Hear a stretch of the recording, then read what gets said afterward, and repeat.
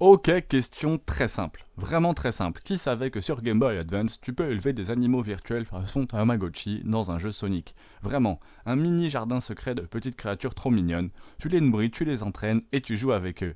Et c'était un jeu caché dans un jeu de plateforme ultra speed. Bienvenue dans Sonic Advance, le jeu portable que tout le monde a zappé et qui cache l'un des trucs les plus cool de toute la licence, un des modes les plus cool de toute la licence. On va découvrir ça ensemble. Un Sonic 2D sur une portable, vraiment. Spoiler, c'était une des meilleures idées possibles. Parce que Sonic, à la base, c'était de la 2D pure. Ce retour aux sources, dès la première minute, tu comprends un truc.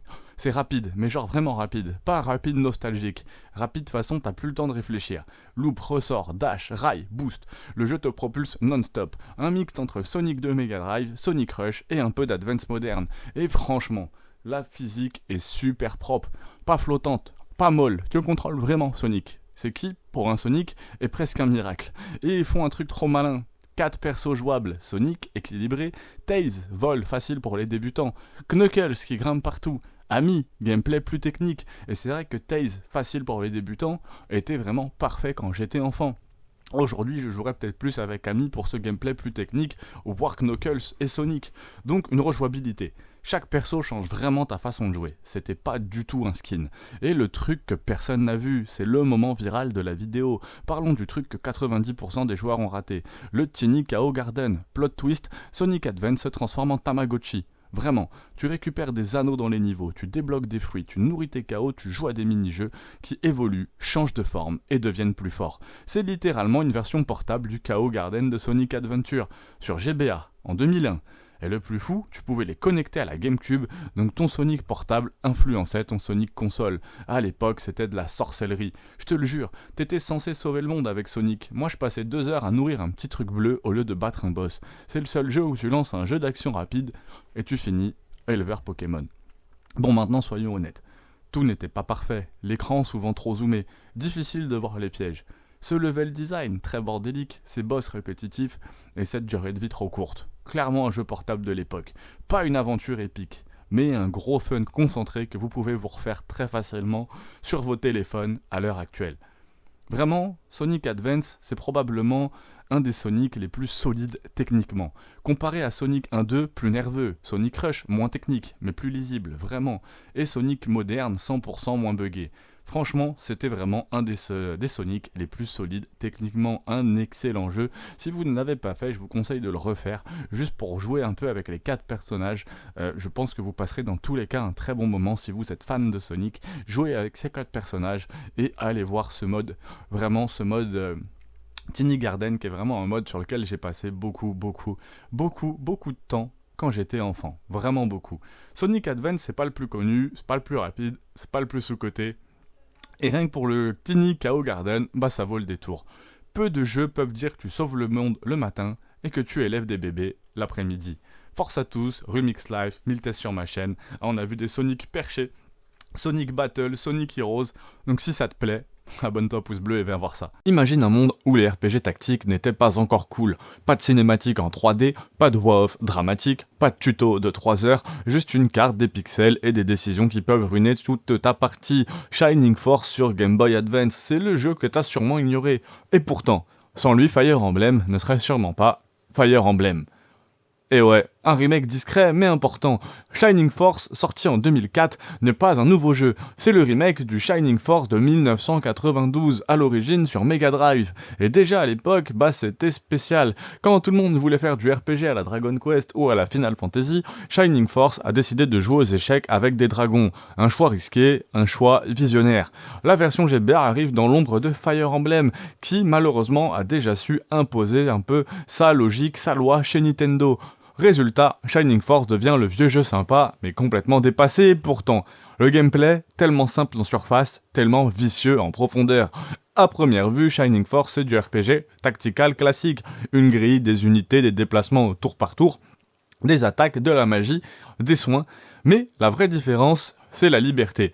Contrairement à Fire Emblem, Pas de triangle des armes, pas de mort définitive punitive, pas de pression constante sur l'optimisation parfaite.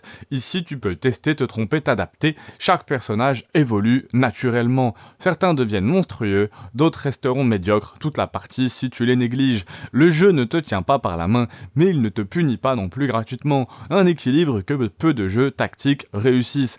Il y a même une histoire. Classique, mais efficace. Soyons honnêtes, l'histoire elle est pas révolutionnaire. Un royaume menacé, un ancien mal qui se réveille, un héros un peu trop gentil pour ce world, mais ça fonctionne très bien. Dans le rythme, les personnages, la sensation de voyage, chaque bataille liée au monde, tu avances, tu explores, tu parles au PNJ. Le jeu te donne l'impression d'être en campagne militaire, pas dans une suite de combats abstraits.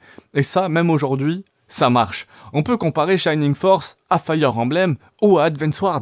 D'ailleurs, Advance Wars, j'ai testé tous les jeux de la série sur cette chaîne. Il y a même un speedrun, donc n'hésitez pas à aller voir tout ça sur ma chaîne, abonnez-vous et à aller regarder le speedrun sur Advance Wars.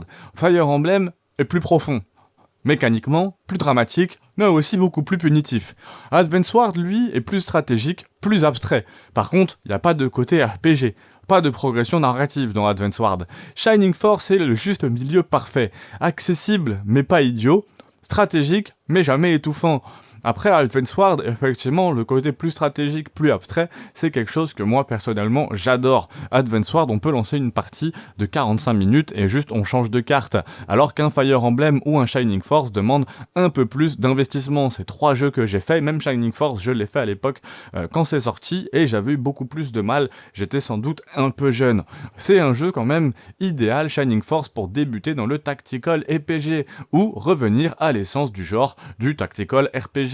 Shining Force est souvent considéré comme le grand-père un peu des RPG tactiques modernes. La série a ensuite complètement changé de genre, abandonnant le tactical RPG. Ce remake justement sur GBA ajoute quelques illustrations retravaillées, une interface beaucoup plus lisible, une meilleure accessibilité. Ironiquement, c'est sans doute la meilleure version pour découvrir la série. Et pourtant, c'est sûrement l'une des moins connues. À part moi, personne n'en parle sur YouTube. Peut-être JDG et encore. Alors, est-ce que Shining Force vaut encore le coup ? Clairement, mais pas pour tout le monde. Si tu cherches un scénario ultra mature et des mécaniques ultra complexes, modernes, passe ton chemin. Mais si tu veux comprendre d'où vient le RPG tactique, un jeu intelligent, honnête, bien rythmé, et une vraie aventure rétro qui respecte vraiment ton temps, Shining Force est une vraie pépite oubliée sur GBA. Et parfois, les jeux qu'on oublie sont souvent ceux qui méritent le plus d'être redécouverts. Et toi, est-ce que tu connaissais Shining Force ? Ou est-ce que tu fais partie de tous ceux qui sont passés à côté pendant des années ? Dis-le-moi en commentaire, abonne-toi si tu veux qu'on parle d'autres jeux qui mériteraient mieux, presque 1000 tests sur cette chaîne, donc n'hésite pas à mettre le prochain jeu que tu veux voir en commentaire. Essaye de prendre un qu'on n'a pas fait. Force à tous et à très vite. Beyblade V Force GBA, le jeu qu'on croyait nul, mais est-ce que c'était vraiment le cas ? Rappelle-toi, 2003, tu regardes Beyblade à la télé, t'as ton Tranzer en plastique, tu crois que l'amitié et la volonté peuvent gagner des combats, et là bam, Nintendo sort Beyblade V-Force sur Game Boy Advance. Un jeu qu'on a presque tous eu, un jeu que presque tout le monde a oublié. Mais la vraie question, c'est pas est-ce que c'était bien. La vraie question, c'est est-ce que ce jeu méritait vraiment sa réputation. Contexte, c'est un jeu en fait qui date d'une époque. Beyblade V-Force sort sur GBA, à une époque où les jeux justement tirés d'animés sortent à la chaîne. 90%, voire 95% sont des cash grabs honteux. Et pourtant, certaines surprises existent. Coucou Dragon Ball Advance Adventure, on en parlera peut-être un jour si vous mettez des pouces bleus et des commentaires. Beyblade V-Force promet des combats toupies, une ambiance animée et une adaptation fidèle à la série V-Force. Sur le papier, bof. Manette en main, ça peut devenir intéressant. Et le gameplay, c'est pas du tout ce que tu crois. Première surprise, c'est pas un simple jeu de combat. Le gameplay mélange action, gestion, timing et un léger soupçon de stratégie. Tu ne balances pas du tout ta toupie au hasard. Tu dois gérer ta rotation, ton endurance, tes attaques spéciales, ton placement dans l'arène. En résumé, le jeu se rapproche plus d'un jeu d'arcade tactique que d'un vrai jeu de baston. On pourrait le comparer... En fait, on peut pas le comparer à un Smash Bros, on peut pas le comparer à un Tekken, c'est plus proche d'un mini-jeu de skill, comme certains mondes de Mario Party, mais en vraiment plus sérieux. Et franchement, ça fonctionne, beaucoup mieux que prévu. L'histoire est très simple, mais par contre l'histoire est très efficace. On va pas se mentir, l'histoire elle est pas révolutionnaire. T'affrontes des Bladers, tu montes en puissance, tu deviens le boss, mais le jeu respecte les personnages, les Beyblade, l'esprit de la série. Et surtout, le jeu ne te prend pas pour un idiot. Chaque victoire te donne la sensation de progresser, comme quand tu regardais l'animé en disant « Un jour, moi aussi, je serai champion ». Ce qui marche vraiment, c'est cette sensation de contrôle. Les combats, rapides et nerveux, cette bonne lisibilité, malgré la GBA, les musiques efficaces, sans être mémorables, et le respect de la licence. Ce qui fait vraiment mal, par contre, c'est que sur la durée, c'est très répétitif, extrêmement peu de modes alternatifs, une courbe de difficulté souvent bancale, et techniquement très limitée. Mais bon, c'était la Game Boy Advance, hein. Et c'est là que le jeu se sabote un petit peu tout seul. Pourquoi le jeu a mauvaise réputation ? Parce qu'il est sorti trop tôt parmi trop de jeux médiocres, il a été jugé trop vite et il était destiné à un public jeune. Mais les publics jeunes, contrairement à ce que beaucoup peuvent penser, les publics jeunes ne sont pas des publics idiots. C'était un jeu honnête, mais en fait, victime de son époque. Ce qui fait qu'il a mauvaise réputation, malheureusement. Encore réputation, pour avoir une réputation, faut être connu, hein. Là, il est juste sorti parmi trop de jeux médiocres et il a été jugé trop vite. Et à l'époque, quand on était petit, ils avaient tendance à nous prendre pour des idiots. Mais c'est pas ce qu'on était, pas du tout. Le verdict final, c'est que Beyblade V-Force GBA, c'est pas un chef-d'œuvre, c'est pas un grand jeu rétro. Mais c'est un jeu fun, sincère, et mieux pensé qu'il n'en a l'air. Si tu es fan de Beyblade, fonce, oui. Si tu es curieux de rétro GBA, franchement, pourquoi pas. Par contre, si tu cherches un jeu profond d'une durée de 40 heures, c'est clairement pas un jeu pour toi. Note finale, on met une petite note, on se la fait comme ça. 6,5 sur 10, c'est un jeu oublié, mais c'est clairement pas un jeu honteux. On se retrouve très très vite pour le test Duel Master, je pense, sur PS2. Plein d'autres tests qui vont arriver. Abonne-toi, pouce bleu, et à très vite.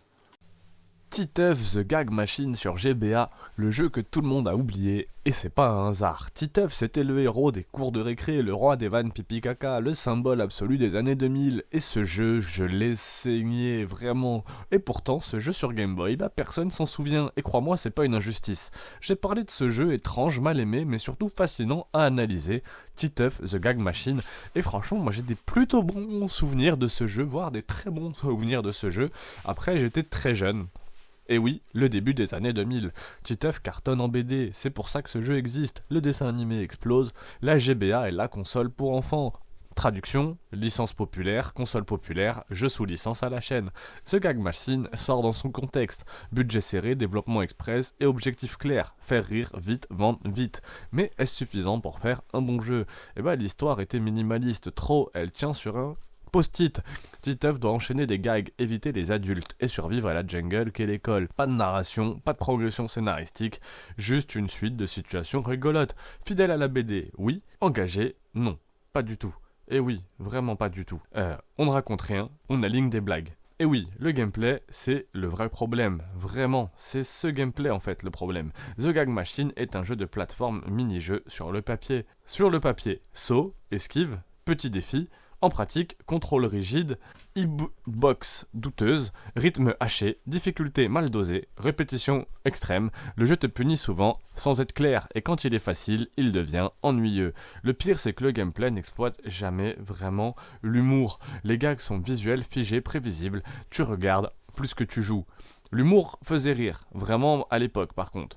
Titeuf c'est un humour générationnel, très ancré dans son époque, très dépendant du texte et du dessin. Sur GBA, pas de voix, peu d'animation et des écrans minuscules. Résultat, les gags tombent souvent à plat. Ce qui marchait en BD ne marche pas en gameplay. L'objectivité, c'est que le jeu fait quand même beaucoup de choses très bien. Soyons justes, direction artistique fidèle, musique correcte, couleurs vive, reconnaissable immédiatement et accessible aux plus jeunes. Le jeu respecte la licence, mais respecter une licence, c'est très différent d'en faire un bon jeu. On pourrait le comparer à quelques jeux de l'époque. Les Schtroumpfs GBA étaient quand même plus solides, Lucky Luke GBA plus lisible et Astérix et Obélix plus ambitieux. The Gag Machine fait partie de ces jeux pas honteux, mais complètement oubliables. Il a été développé en un temps très court, ça se voit, pensé avant tout pour les enfants, Et c'est peut-être pour ça que ça avait bien marché sur moi justement de 5 à 10 ans par exemple, jamais réédité ni remasterisé, et c'est pas plus mal, très peu cité dans l'histoire de la GBA. Et c'est vrai, si vous regardez même les vidéos sur YouTube, il y en a un qui a fait un test il y a 8 ans et il y a moi aujourd'hui, on est très très peu à avoir parlé de ce jeu. Pourquoi ce jeu est intéressant justement à analyser? Parce que ça montre des trucs un peu essentiels. Un univers drôle ne fait pas du tout un jeu fun. L'humour ne remplace pas le game design et The Gag Machine en est la preuve parfaite. C'est pas un scandale, c'est pas une catastrophe, c'est pire que ça. C'est un jeu fade en fait, sans ambition. C'est un jeu qu'on oublie. Justement, je l'avais complètement oublié avant qu'un collègue me parle des jeux Titeuf sur Game Boy. Et dans le jeu vidéo, c'est souvent la pire chose qui puisse arriver. Titeuf faisait rire sur papier. Manette en main, franchement, il a surtout fait bailler. J'ai testé presque 1000 jeux différents sur cette chaîne. Si tu veux pas les rater, abonne-toi. Si tu veux pas non plus rater les prochaines sorties des épisodes de Kenshi, abonne-toi. Prochain jeu que tu veux voir en commentaire, à très vite. Il y a des jeux qui marquent toute une génération et il y a des jeux que personne ne se souvient avoir joué. Duel Master, Kaijudo, Shotdown fait vraiment partie de cette deuxième catégorie. Un jeu tiré d'un TCG, inspiré d'un animé, sorti très discrètement. Pourtant j'y avais beaucoup joué, pourtant j'avais adoré. Et pourtant derrière cette jaquette oubliée se cache un jeu bien plus malin et qu'il n'en a l'air. Aujourd'hui, on va parler d'un jeu que personne n'a testé, mais qui mérite clairement qu'on s'y attarde. Duel Master, c'est à la base un jeu de cartes japonais très populaire au Japon, souvent comparé à Magic the Gathering, mais avec une identité plus colorée, plus agressive, plus shonen. Kaijudo Showdown, sorti sur Game Boy Advance, tente un pari risqué, adapter un jeu de cartes complexe en jeu vidéo solo, sans perdre l'essence stratégique. Spoiler, c'est pas parfait, mais c'est loin d'être idiot. J'avais beaucoup joué à l'opus sur PlayStation 2, donc si vous voulez un test sur l'opus PlayStation 2, et de toute façon ça arrivera bientôt, donc abonne-toi, pouce bleu. Le gameplay, c'est là où le jeu vraiment surprend. Sur le papier, tu pourrais dire que c'est un simple jeu de cartes simplifié pour enfants. Dans la réalité, il y a une vraie jeu de stratégie. Gestion du mana, invocation de créatures, timing de sorts, lecture du jeu adverse. On est clairement plus proche d'un Magic vidéoludique que d'un simple jeu promotionnel. Les matchs demandent réflexion, anticipation, souvent un peu de chance, et ça c'est cool, mais comme tout bon jeu de cartes, le skill finit par faire la différence. Le rythme est très rapide, et ça c'est malin. Les duels justement courts, dynamiques, sans temps mort, parfait pour la Game Boy Advance, parfait pour enchaîner les parties. Là où un Yu-Gi-Oh peut souvent traîner, Kaijudo Showdown va essentiellement à l'essentiel. L'histoire est très simple, mais très fonctionnelle. Ne t'attends pas non plus à un scénario digne d'un JRPG épique, c'est pas clair-obscur. Ici, tu incarnes un dueliste qui progresse à travers des tournois, des adversaires de plus en plus coriaces, des boss avec des decks spécialisés. C'est un prétexte, tout simplement. Mais c'est un très bon prétexte. Le jeu sait qu'il est là pour le gameplay, pas pour te faire pleurer. Et honnêtement, ça marche. Et honnêtement, j'ai peut-être testé cet opus GBA, mais alors j'en ai très peu de souvenirs. Par contre, j'ai souvenir de l'opus PS2, si je dis pas de bêtises, qui était juste très très beau. Donc n'hésitez pas à vous abonner pour ne pas rater ce test. On va le comparer. Vous savez, il y a toujours une petite section comparaison dans mes vidéos. À quoi ça ressemble? Et par rapport à un Yu-Gi-Oh sur GBA, c'est plus accessible, mais c'est souvent plus aléatoire. Par rapport à Magic the Gathering sur PC, sur console, c'est plus profond, mais alors c'est beaucoup moins fun en solo. Et par rapport à un Pokémon TCG qui est vraiment plus enfantin, moins stratégique. Kaijudo Showdown se place pile au milieu. Stratégique, rapide, accessible, mais exigeant si tu veux gagner. Bon, par contre, il y a plein de défauts, soyons honnêtes. L'interface est complètement datée, les explications sont souvent floues si tu ne connais pas le jeu Duel Master de base. Manque de contenu en endgame, très peu de mise en scène, et surtout le jeu n'a jamais vraiment eu sa chance. Sorti dans l'ombre, pas de marketing, pas de vraie communauté. Pourquoi est-ce que ça mérite d'être découvert? Parce que c'est le genre de jeu qu'on juge un peu vite, sans avoir compris, qui cache une vraie profondeur. Duel Master, Kaijudo Showdown, c'est un bon élève discret du fond de la classe. Pas le plus beau, pas le plus populaire, mais alors c'est vraiment pas le plus bête. Alors est-ce que ça vaut le coup? Ça vaut le coup si t'aimes tous les jeux de cartes que j'ai pu vous montrer sur Game Boy Advance. Il y a énormément de jeux Yu-Gi-Oh divers et variés. Un jeu de Yu-Gi-Oh un peu Mario Party où on jette des dés. Un jeu Yu-Gi-Oh encore différent avec des dés aussi, mais sur un plateau. Donc n'hésitez pas à aller voir tous mes tests sur les jeux Yu-Gi-Oh vraiment chelous. Je pense que ça vous fera plaisir. Si tu aimes les jeux de cartes, la stratégie, les titres oubliés et les expériences un peu différentes, franchement, fonce, c'est pour toi. Par contre, si tu veux une grosse histoire, de la mise en scène spectaculaire ou un jeu moderne, non, ne va pas là-dessus. Mais en tant que curiosité rétro, ça peut être une vraie bonne surprise. Vraiment, Duel Master ne changera pas l'histoire du jeu vidéo, mais ça prouve une chose, que souvent, les jeux les plus intéressants sont ceux que personne n'a regardé. Dragon Ball Advance Adventure sur GBA en 2004, si je te disais qu'un des meilleurs jeux Dragon Ball, ça se joue pas en 3D, pas sur console de salon, et il n'y a pas d'explosion dans tous les sens, mais c'était sur GBA en 2004, un jeu que tout le monde a oublié, Dragon Ball Advance Adventure. C'est le jeu qui a osé faire un truc de fou, adapter le Dragon Ball original, pas le Dragon Ball Z. Un jeu en plateforme, beat'em up, et surtout avec une vraie âme, du fun et du respect. Aujourd'hui, je vais répondre à une seule question. Est-ce que c'est un jeu culte sous-coté ou juste un souvenir enjolivé par la nostalgie?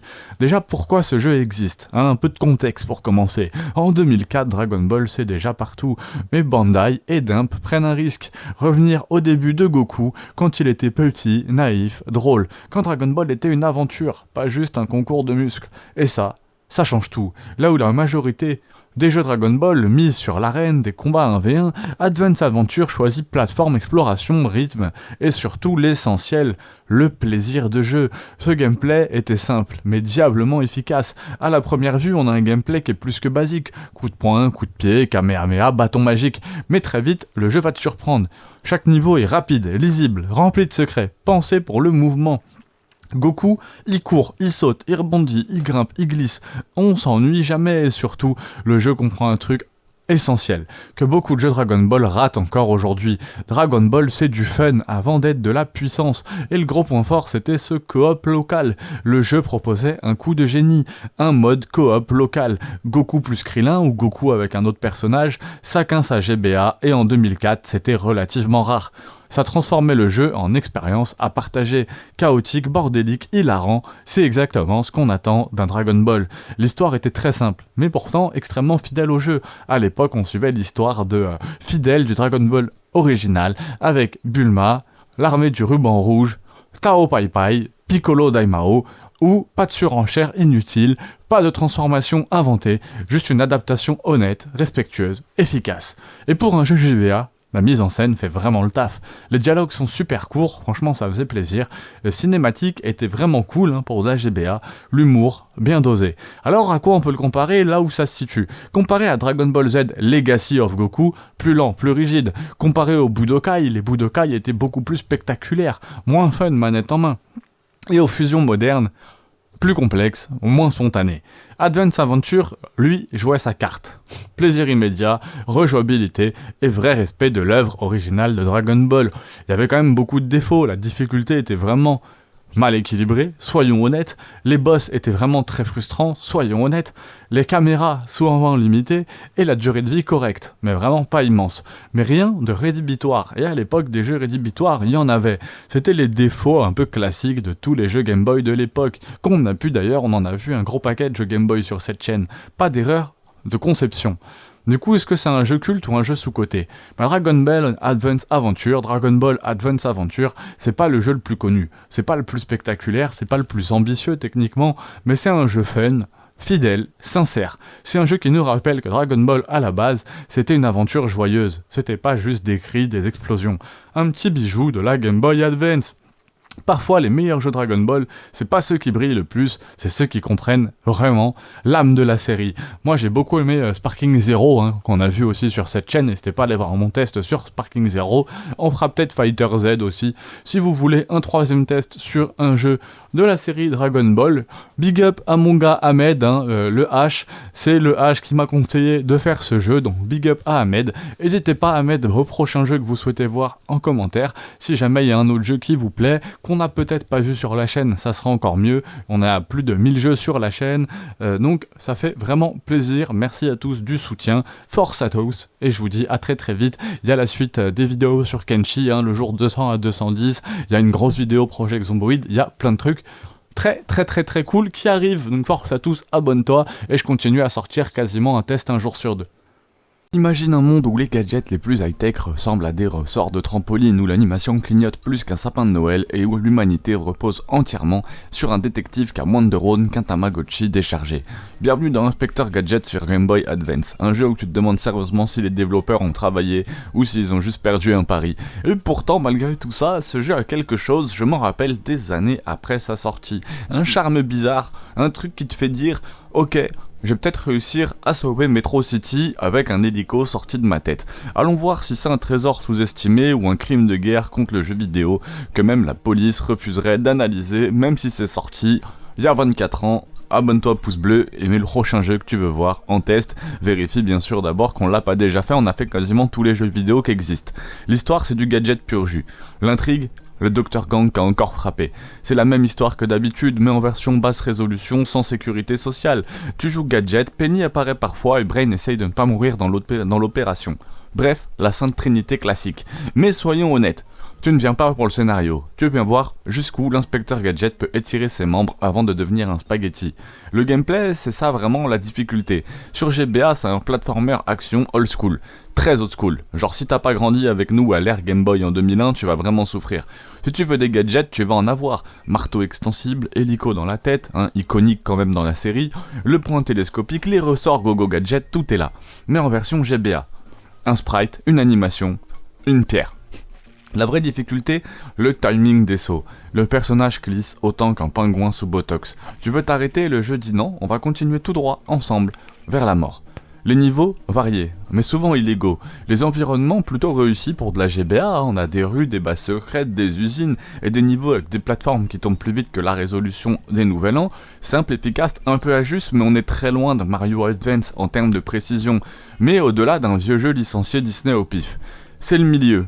Ça passe si t'aimes souffrir, si t'aimes Dark Souls. Où se situe ce gadget? Si on devait résumer, moins fluide que Sonic Advance, moins carré qu'un Mario, mais plus fun que ce qu'il aurait pu être. C'est le cousin bizarre un petit peu des jeux de cette époque, on comprend pas pourquoi on rigole, mais on rigole quand même.